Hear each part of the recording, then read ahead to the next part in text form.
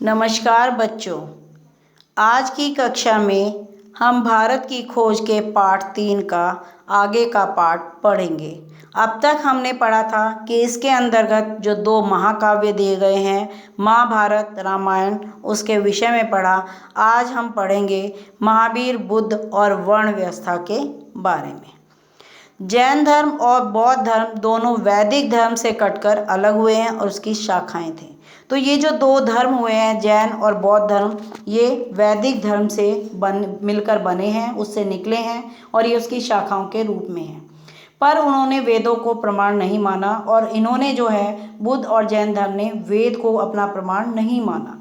तमाम और बातों में सबसे बुनियादी बात यह है कि आदि कारण के बारे में वे या तो मौन हैं या उसके अस्तित्व से इनकार करते हैं। ये दोनों ही धर्म अहिंसा पर बल देते हैं और ब्रह्मचारी भिक्षुओं और पुरोहितों के संग बनाते हैं। तो ये अहिंसा पर बल देते हैं और जो ब्रह्मचारी भिक्षु होते हैं, पुरोहित होते हैं, उनके ये दल बनाते हैं। उनके नज़रिए एक हद तक यथार्थवादी और बुद्धिवादी हैं, अर्थात उनका जो दृष्टिकोण है वो यथार्थवादी और बुद्धिवादी है। जैन धर्म का एक बुनियादी सिद्धांत यह है कि सत्य हमारे दृष्टिकोण की सापेक्षता में होता है। इसमें जीवन और विचार में तपस्या के पहलू पर बल दिया है। तो इन्होंने क्या है, जीवन का जो पहलू है उसमें तपस्या पर बल दिया है। जैन धर्म के संस्थापक महावीर और बुद्ध जो थे समकालीन थे। बुद्ध धर्म के संस्थापक गौतम बुद्ध और जैन महावीर, ये दोनों ही एक ही काल के थे, दोनों क्षत्रिय जाति से थे। बुद्ध की मृत्यु ईस्वी पूर्व 544 में 80 वर्ष की आयु में हुई। तभी बौद्ध संवत शुरू हुआ। इतिहासकारों ने बाद की तारीख यानी ईस्वी पूर्व 487 दी। यह अजीब संयोग है कि मैं ये पंक्तियाँ बौद्ध संवत 2488 की पहली तारीख को वैसाखी पूर्णिमा के दिन लिख रहा हूँ। बौद्ध साहित्य में लिखा है कि बुद्ध का जन्म बैसाख मई जून के महीने की जो पूर्णिमा होती है उस दिन हुआ और इसी तिथि को इन्हें ज्ञान भी प्राप्त हुआ और अंत में मृत्यु को भी इसी तिथि को ये प्राप्त हुए, निर्वाण अर्थात मोक्ष को। बुद्ध में लोक प्रचलित धर्म, अंधविश्वास, कर्मकांड एवं पुरोहित प्रपंच हैं और उनके साथ जुड़े हुए निहित स्वार्थों का हमला करने का साहस था। तो ये अंधविश्वास इत्यादि को नहीं मानते थे, ये कर्मकांड में विश्वास रखने वाले थे। इन्होंने आध्यात्मिक, धर्म, वैज्ञानिक नजरिए की तथा चमत्कार, अलौकिक व्यापारों आदि की भी निंदा की है। उनका आग्रह तर्क, विवेक और अनुभव पर आधारित था। उनका बल नैतिकता पर था। उनकी पद्धति मनोवैज्ञानिक विश्लेषण की थी, ऐसे मनोविज्ञान जिसमें आत्मा के लिए जगह नहीं थी। बुद्ध ने वर्ण व्यवस्था पर सीधा वार नहीं किया, लेकिन अपनी संघ व्यवस्था में उन्होंने इसे कोई स्थान नहीं दिया। इन्होंने जो जाति व्यवस्था थी, वर्ण बनाया गया था, उस पर कोई सीधा प्रहार नहीं किया, बल्कि उसको अपने में स्थान नहीं दिया। यह विचित्र और महत्वपूर्ण बात है कि भारतीय इतिहास के लंबे दौर में पुरोहित प्रपंच और वर्ण व्यवस्था की कठोरता के विरुद्ध बड़े लोगों ने बार बार चेतावनी दी, फिर भी धीरे धीरे वर्ण व्यवस्था का विकास और विस्तार हुआ। इसने अपने भारतीय जीवन के हर पहलू को अपने शिकंजे में जड़ लिया है। जात के विरोधियों के बहुत से अनुयायी हुए, पर समय के साथ उनके समुदाय की एक अलग जात बन गई। जैन धर्म जो अपने मूल धर्म के विरोध में खड़ा हुआ था, जात के प्रति सहिष्णु था और खुद उसने अपने को उसके अनुरूप बना लिया था। इसलिए आज भी यह जिंदा है और जारी है, तो लगभग हिंदू धर्म की एक शाखा के रूप में। बौद्ध धर्म ने जाति व्यवस्था को स्वीकार नहीं किया, अपने विचारों और दृष्टिकोण में ज़्यादा स्वतंत्र रहा, अतः वह भारत से बाहर ही निकल गया, क्योंकि भारत और हिंदूवाद पर उसका गहरा प्रभाव पड़ा। तो ये जो है बौद्ध धर्म भारत में न रहकर ये भारत से बाहर निकल गया। अब आता है हमारा बुद्ध की शिक्षाएं, अर्थात बुद्ध ने क्या क्या शिक्षाएं दी। बुद्ध का संदेश उन भारतीयों के लिए बहुत नया और मौलिक था जो ब्रह्म ज्ञान की गुत्थियों में डूबे रहते हैं। बुद्ध ने अपने शिष्यों से कहा, सभी देशों में जाओ और इस धर्म का प्रचार करो, अर्थात उसने अपने शिष्यों को सभी देशों में भेज दिया। इस धर्म में सब जातियां आकर इस तरह मिल जाती हैं जैसे समुद्र में नदियाँ, और सारी जाति के लोग आकर एक साथ समाहित हो जाते हैं जैसे सारी नदियाँ जाकर एक किस में मिलती हैं, समुद्र में। उन्होंने सबके लिए करुणा का, प्रेम का संदेश दिया, क्योंकि इस संसार में घृणा का अंत घृणा से नहीं होता, घृणा का अंत प्रेम से होता है। अतः मनुष्य को क्रोध पर और दया से, बुराई पर भलाई से काबू पाना चाहिए। यह सदाचार और आत्मानुशासन का आदर्श था। युद्ध में भले ही कोई 1000 आदमियों पर विजय पाले, पर जो अपने पर विजय पाता है, सच्चा विजेता वही होता है। मनुष्य की जाति जन्म से नहीं बल्कि उसके कर्म से तय होती है।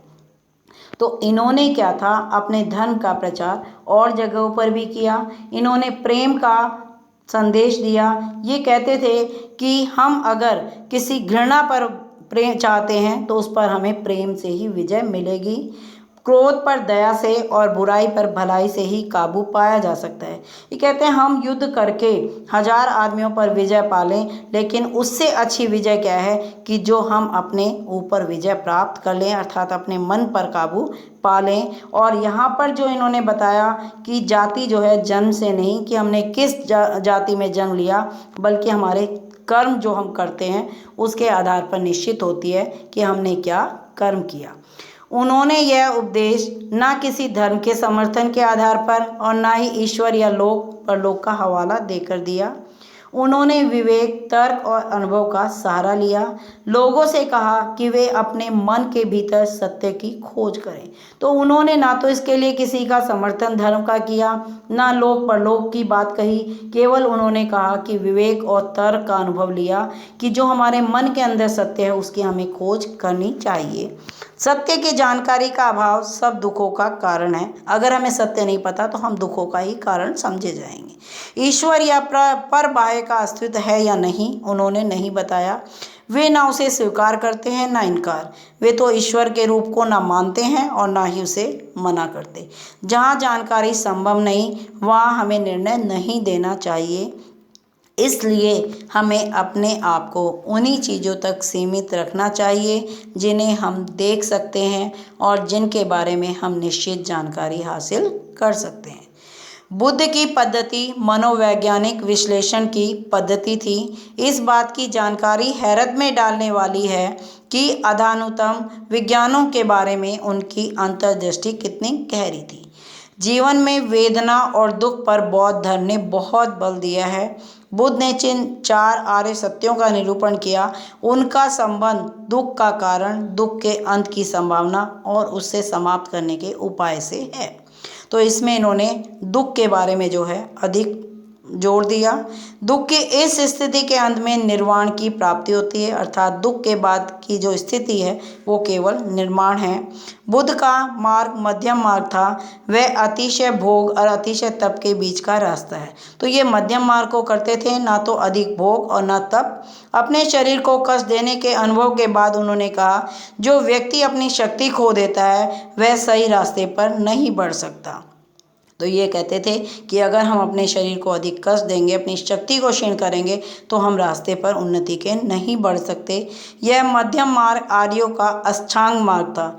सही विश्वास, सही आकांक्षाएं, सही वचन, सही आचरण, जीवन यापन का सही ढंग, सही प्रयास, सही विचार और सही आनंद, ये 8 मार्ग जो हैं उन्होंने बताए। बुद्ध ने अपने शिष्यों को वही बातें बताईं जो उनके विचार से वे लोग समझ सकते थे और उनके अनुसार आचरण कर सकते थे। कहा जाता है कि एक बार उन्होंने अपने हाथ से कुछ सूखी पत्तियां लेकर अपने प्रिय शिष्य आनंद से पूछा कि उनके हाथ में जो पत्तियां हैं उनके अलावा भी कहीं कोई है या नहीं। आनंद ने उत्तर दिया, पतझड़ की पत्तियां सब तरफ गिर रही हैं और वे इतनी हैं कि इनकी गणना नहीं की जा सकती।